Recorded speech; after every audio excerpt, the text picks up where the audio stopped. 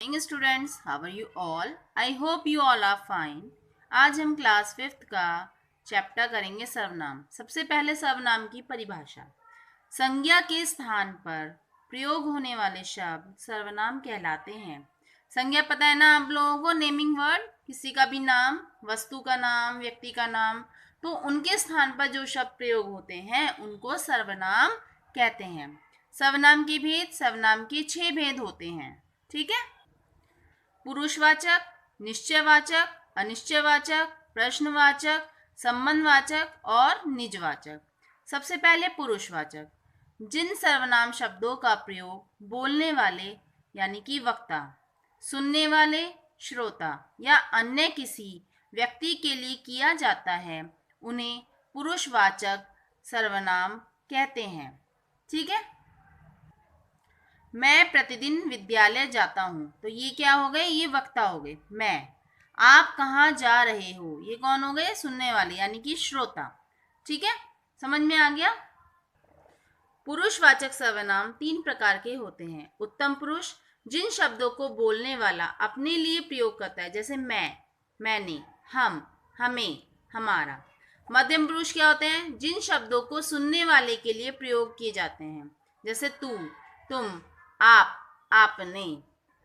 अन्य पुरुष, जिन शब्दों को बोलने या सुनने वाला किसी अन्य व्यक्ति के लिए प्रयोग होता है, जैसे वह, यह, उसे, वे, ये।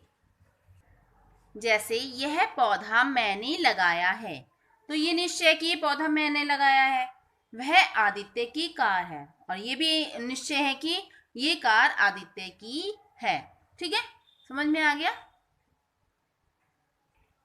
अनिश्चयवाचक सर्वनाम, जो सर्वनाम अनिश्चित व्यक्ति या वस्तु का बोध कराते हैं उसे अनिश्चयवाचक सर्वनाम कहते हैं। जैसे कोई, कुछ, किसी, किन्हीं। बाहर कोई आपकी प्रतीक्षा कर रहा है, तो ये अनिश्चय है कि पता नहीं कौन आया है ना, आपका वेट कर रहा है। दाल में कुछ गिर गया है, पता नहीं दाल में क्या गिरा है, लेकिन कुछ गिर गया है। ठीक है।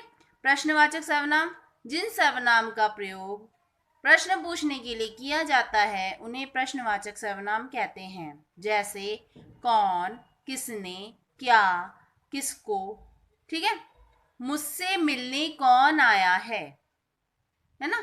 तो यहाँ प्रश्न पूछा गया है, कौन मुझसे मिलने आया है।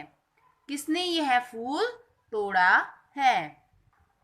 संबंधवाचक सर्वनाम, जो सर्वनाम शब्द वाक्य के दूसरे सर्वनाम शब्दों के साथ संबंध प्रकट करते हैं वे संबंधवाचक सर्वनाम कहलाते हैं। जो पढ़ेगा वही अच्छे ग्रेड लाएगा, जिसकी लाठी उसकी भैंस। निजवाचक सर्वनाम, जिन सर्वनाम का प्रयोग स्वयं के अर्थ में किया जाता है यानी कि खुद के लिए, उसे निजवाचक सर्वनाम कहते हैं। जैसे स्वयं, खुद, अपने आप। मैं अपना काम स्वयं करती हूँ, यानी कि मैं किसी की हेल्प नहीं लेती, मैं खुद से अपना काम करती हूँ। बच्चा अपने आप सीढ़ियाँ उतर गया। ठीक है, समझ में आ गया? अब सर्वनाम शब्दों की वचन पढ़ते हैं। एक वचन मैं, उसका बहुवचन हो गया हम, तुम का आप, यह ये, वह वे, इसे इन्हें, मुझे हमें, तुम्हें आपको, उसने उन्होंने, इसने इन्होंने, उसे उन्हें। ठीक है, समझ में आ गया एक वचन बहुवचन इसके? अब हम इसका अभ्यास कार्य करते हैं।